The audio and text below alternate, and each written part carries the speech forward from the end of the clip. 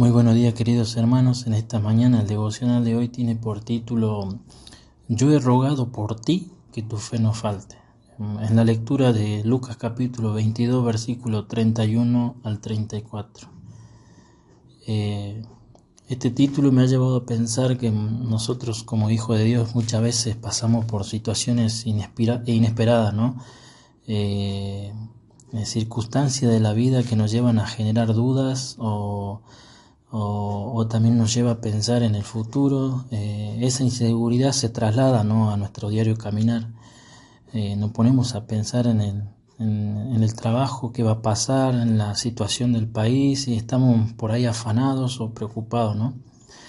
Pero como creyente o como hijo de Dios, el consuelo que tenemos es saber que hay alguien que está o que quiere estar con nosotros y se involucra en cada uno de nuestras vidas, ¿no? En nuestro diario caminar, en los pasos que damos.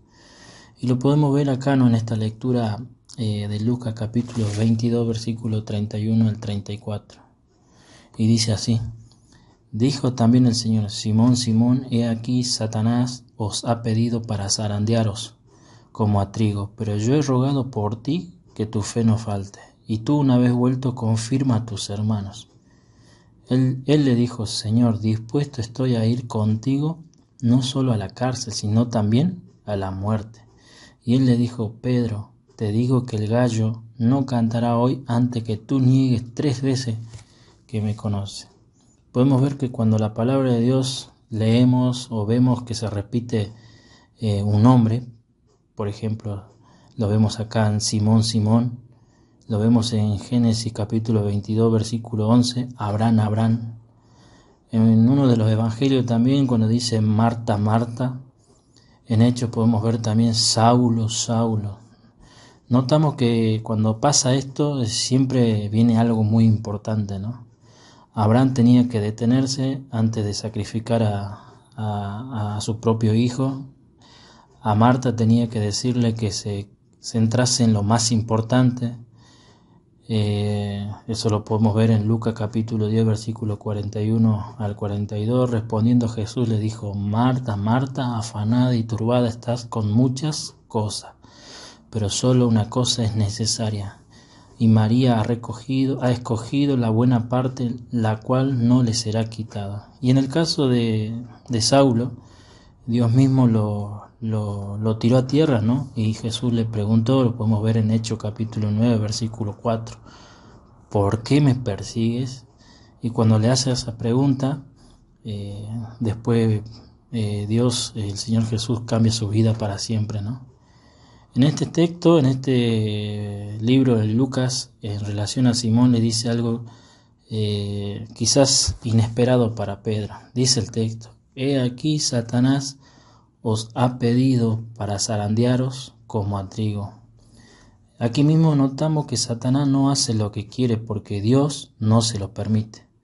Pero Satanás no deja de intentarlo, siempre quiere reclamarle a Dios nuestras vidas porque sus hijos quieren hacer la voluntad de Dios. Y el enemigo siempre quiere despedazarnos, siempre quiere llevarnos a hacernos caer, siempre quiere hacernos daño. Y esta es una realidad que vivimos día a día, ¿no?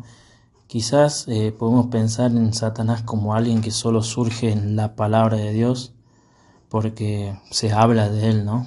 Pero déjame decirte que él sigue atacando especialmente a los que somos hijos de Dios. Cada día él sigue intentando a que nosotros caigamos.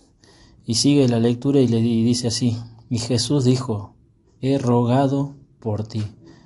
Podemos ver acá que se involucra Jesús en la vida de Pedro. Aún sabiendo todo lo que le sucederá, Jesús no le deja al margen, ¿no? A veces podemos pensar que Jesús rogó por Pedro porque como él era el elegido para el futuro de las iglesias, como primer responsable, pues tenía que orar por él.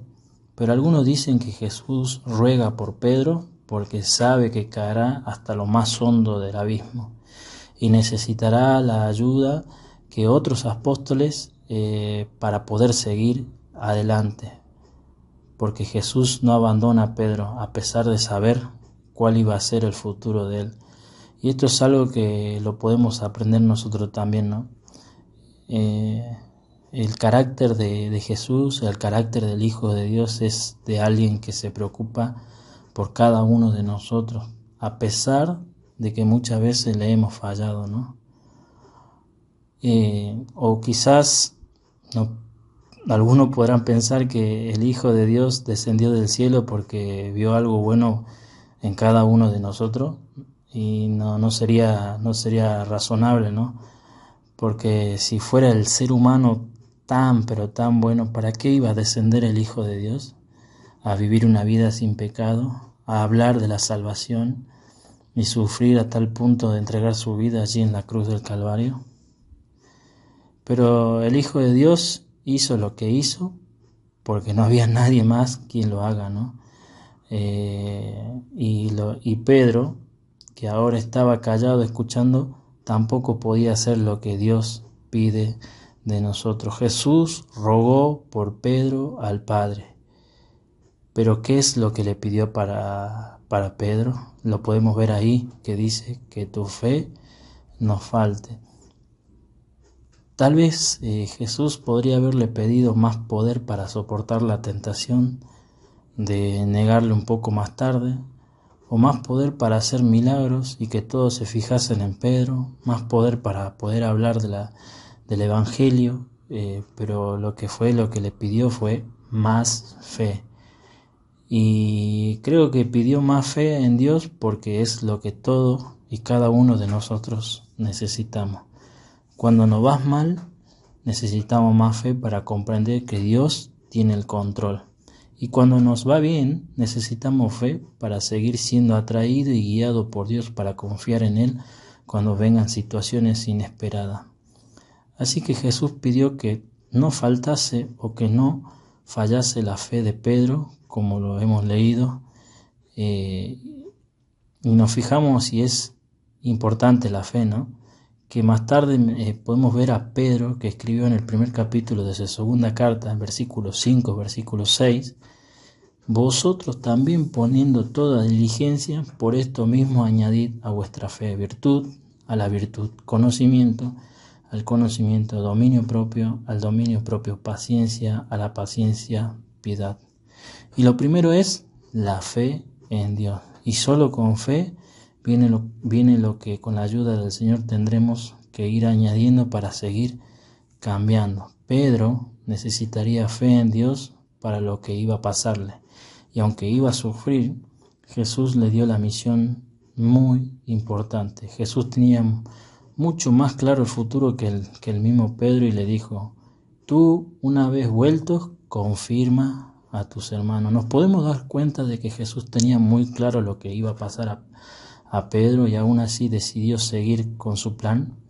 Así que le dijo a Pedro que aunque cayera, sería restaurado y que él sería el elegido para confirmar y fortalecer a sus hermanos. ¿Podemos pensar en Pedro como el elegido para algo habiendo negado a Jesús? Y quizás no, pero Jesús pensó en Pedro y contó con él para guiar a otros al arrepentimiento y la fe en Cristo de una manera realmente asombrosa, para que Dios cambiase muchas vidas.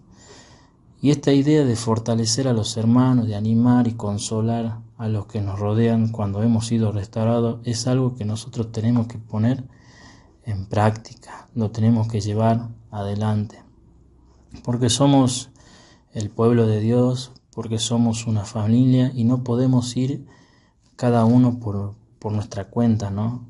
Tenemos que reconocer que nos cuesta a veces, porque a veces hay que pasar momentos malos, ¿no? Porque somos distintos en realidad, pero cada uno de nosotros somos hermanos, somos hijos de Dios, hermanos uno de otro, para hacer luz en este mundo que sabemos que está contaminado de pecado, ¿no?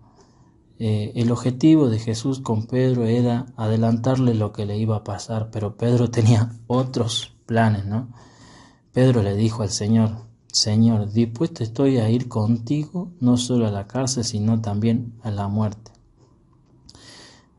Y acá nos tenemos que preguntar, ¿no? O pensar que no nos creamos mejores que Pedro, porque muchas veces no seamos tan impulsivos como él, ¿no? De alguna manera todos pensamos mejores, todos a veces pensamos que somos mejores de lo que somos. A veces pensamos que nuestras fuerzas son suficientes para seguir adelante, corremos el riesgo de pensar que solo podemos con todo y preferimos que Dios se dedique a otras cosas más importantes. Pero Jesús le da un baño de realidad, ¿no? Después de algo tan sincero como lo que Pedro le dijo, Jesús le dijo: Pedro, te digo que el gallo no cantará hoy antes que tú niegues 3 veces que me conoces. Todos sabemos la historia de Pedro, ¿no? Y ahora lo vemos de otra mirada, ¿no? Y vivimos una circunstancia en la que necesitamos que Dios nos ayude. El diablo sigue reclamándonos para zarandearnos, para volcarnos, para despedazarnos, para hacernos caer. Pero Santiago capítulo 4 versículo 7 dice que nos sometamos a Dios, que resistamos al diablo y huirá de nosotros. Primera Pedro 5 versículo 8 y 9 dice que velemos porque nuestro adversario el diablo como león rugiente anda alrededor buscando a quien devorar, al cual tenemos que resistir firmes en la fe. La Biblia no solo nos dice que resistamos, que estemos firmes en la fe. Pablo nos dice en Corintios capítulo 10 versículo 13: no nos ha sobrevenido ninguna tentación que no sea humana, pero fiel es Dios que no os dejará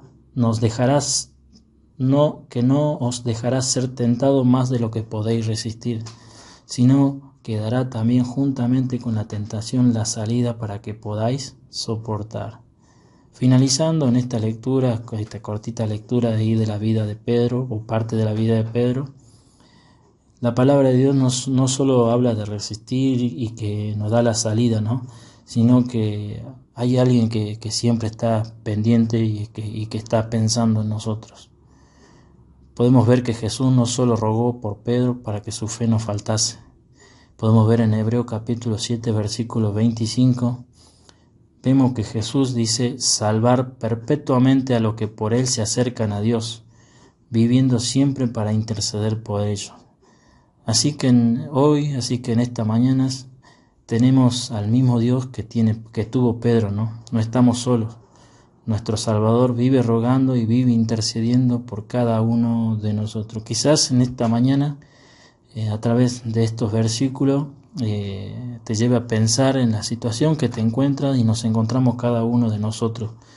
Quizás inesperada, quizás sin saber qué hacer. Pero no hay nadie mejor que Dios para ayudarnos a seguir adelante, porque Él se involucra, Él se implica y nos da la ayuda necesaria para sostener nuestras vidas, a pesar de saber nuestro pensamiento, a pesar de saber nuestras caídas y a pesar también de saber nuestras dificultades, ¿no? Que en esta mañana, en esta lectura, Dios pueda aumentar la fe de cada uno de nosotros, la cual Él puso, ¿no? Y nos ayude a entender de que Él tiene el control y que jamás nos va a abandonar. Que le sea de bendición.